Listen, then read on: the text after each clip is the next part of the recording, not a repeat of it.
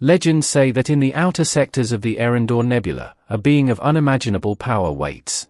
Not a queen, not a warlord, but a demon goddess, older than the stars themselves, bound to a temple floating in the void of space. Her presence warps time. Her gaze pierces minds. Her voice has shattered fleets before. And yet, for every tale of destruction, there are whispers of those rare humans who survived, by making wishes.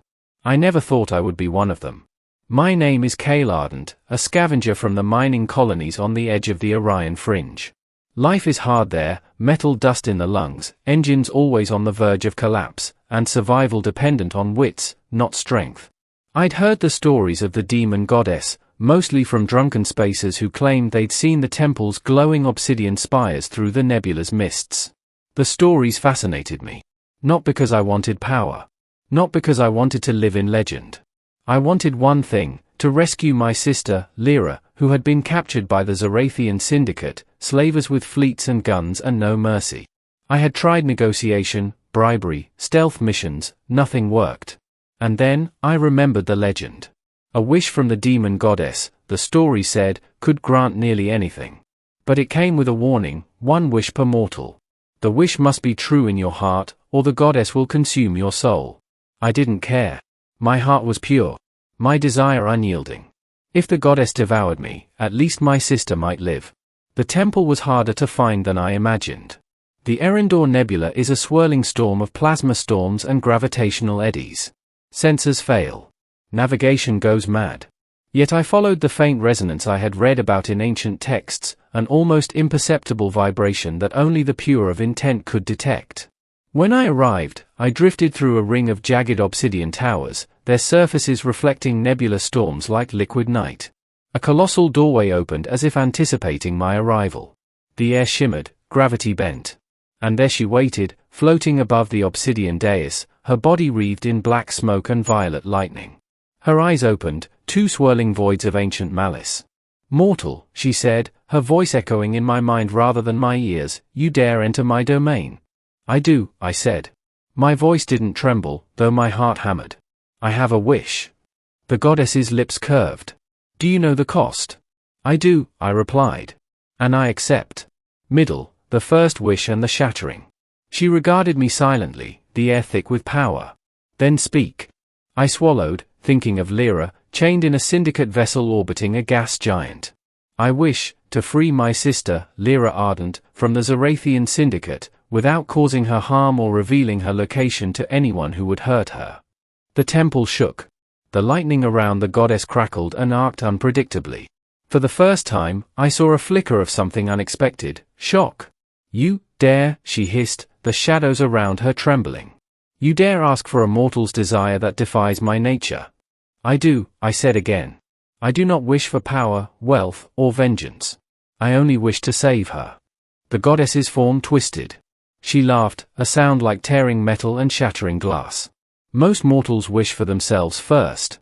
They ask for fleets, for dominion, for immortality. And you ask to save another." "Yes." Her eyes narrowed. Energy spiraled violently, shaking the entire temple. Such purity, such audacity. "I am unprepared." "Then prepare," I whispered. And in that moment, the temple's obsidian walls erupted with light. Time seemed to split. I felt every second stretch into eternity. Stars were born and died in my vision. The goddess's form flailed against the cosmic tides of my intent. For the first time, I realized that a mortal's will could challenge divinity if it was strong enough.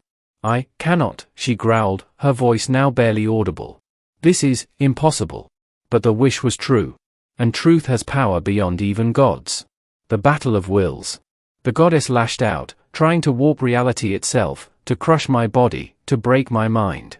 I could feel my flesh tearing, my consciousness stretching.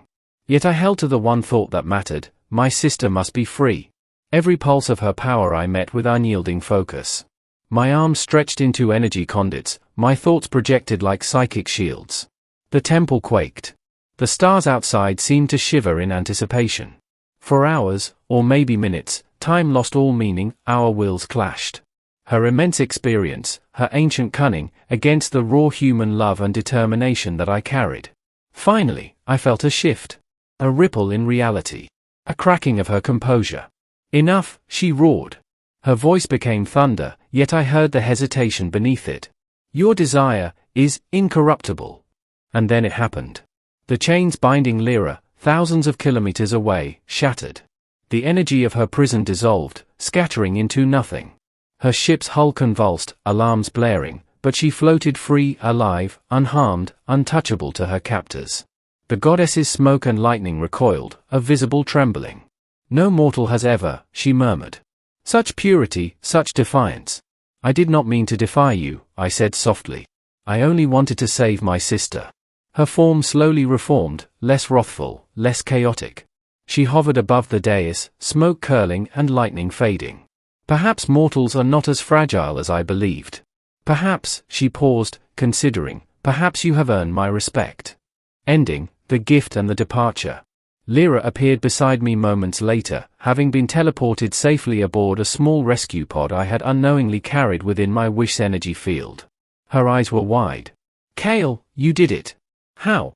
I made a wish, I said, glancing at the goddess, who now hovered silently, watching us. Mortals are audacious, she said finally, her voice soft, almost amused. I offered 3 wishes, yet your first shattered my composure. You did not ask for power, for revenge, or for glory. You asked for love and safety. You could have refused, I said. She tilted her head. Perhaps I did not know that mortals were capable of such will. Perhaps, she gave a small, wry smile. Perhaps you are the first to survive my temple with intent uncorrupted. And then, as suddenly as she had appeared, she dissipated into the energy of the temple, leaving the obsidian towers glowing faintly in the nebula's light. Lyra hugged me fiercely. We're free. You saved me. I nodded, exhausted but exhilarated. No, we survived, I corrected. Together. As we departed the temple, leaving the swirling nebula behind, I realized something profound. The universe is vast, full of powers far beyond comprehension, but even the mightiest of beings can be challenged by a mortal's true heart. And sometimes, one wish, pure, unselfish, and brave, is all it takes to defy a goddess.